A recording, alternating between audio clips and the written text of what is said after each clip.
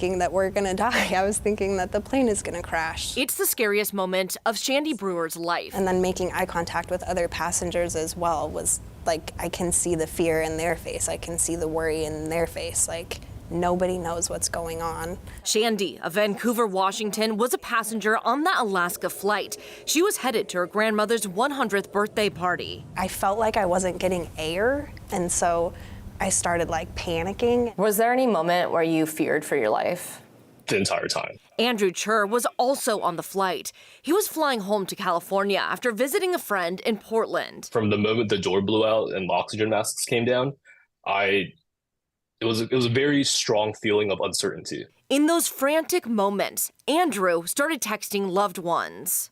He wrote, "If anything happens to me, I love you." In the case that these were my last words to my friends and family, like, wanted to get that out there, not have them not wonder about what my last thoughts were, or, what happened to me.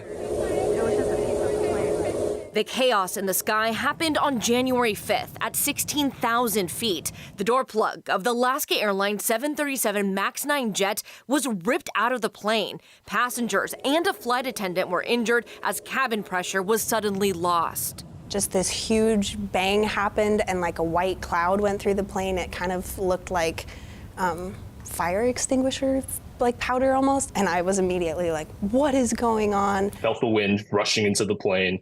I see all the masks dangling down on people. I'm trying to look back in the back of the plane to see what's going on. I had no idea until after we landed. Andrew was sitting in 8D, Shandy and her father in 10D and E. Those seats were more than 10 rows in front of the ripped out door plug, but to them, it felt like it was just inches away. It was like a gunshot, like right in your ear, like louder than a gunshot. It's been 5 months since the incident, and for the first time, these passengers are reacting to the Boeing troubles that have come to light since then. It's super scary. Like, I don't want to fly on a Boeing plane at all. Several whistleblowers have come forward with manufacturing and safety issues, including allegations that faulty parts are getting installed on planes. And with their plane specifically, the NTSB found Boeing delivered the aircraft with 4 bolts missing. These small critical things, like bolts in the door, it just feels, it's kind of disheartening, right? Like, Boeing is a bastion of the United States, and it's just for us to see where Boeing used to be and where Boeing is now, it's disheartening. This hearing of the Permanent Subcommittee on Investigation will come to order. Just this week, a Senate committee grilled Boeing CEO Dave Calhoun about the company's safety culture. We are thankful that there were no fatalities. From the beginning, we took responsibility and cooperated transparently with the NTSB and the FAA in their respective investigations. In our factories and in our supply chain, we took immediate action to ensure the specific circumstances that led to this accident could never happen again. Boeing executives have made public statements that are essentially confessions, but they have not yet formally accepted liability. Seattle attorney Mark Lindquist represents 31 passengers from Alaska Airlines Flight 1282, including Shandy and Andrew. They're suing Boeing and Alaska. They say the airline needs to be held accountable as well. The NTSB found before the door plug blowout, Alaska restricted the plane from flying over water. Warning lights had gone off 3 times, indicating pressurization problems. Alaska Airline executives knew there were issues with this plane. They determined the plane was not safe to fly over the ocean, and yet they still flew the plane over land.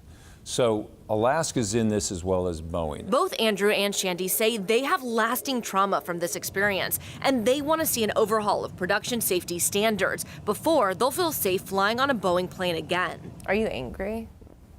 Yeah, I think, yeah, that's a good word to describe how I feel.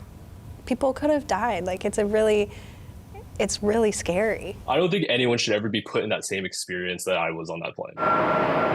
For Boeing to come out and say that won't happen again, that's great. But I think I will truly believe it when it does not happen again. I see that blowout, and I think anyone could have been sitting there. So lucky that seat was empty. Right. So we heard Shandy and Andrew talk about how scared they were. Have they flown since? Do they have plans to fly? Well, Shandy has flown, but she says she's very specific of what plane she will fly on. And Andrew says he plans to fly in August, but he is working with a therapist to be okay while doing so. Clearly, they and other passengers want some answers, but I mean, we know these investigations. I mean, they can take months, if not years. Right. Are we going to learn anything before then? Well, the NTSB is holding an investigative hearing into the door plug blowout, and that's August 6th and 7th. And we are expected to hear more information, accountability, and they could also provide recommendations to make these planes safer. We have to just wait and see at this point. Yeah. See what happens. Great reporting. Thank you. The King 5 investigators are dedicated to serving the public interest through watchdog journalism. If you would like to submit a tip to our team, just email the investigators at king5.com.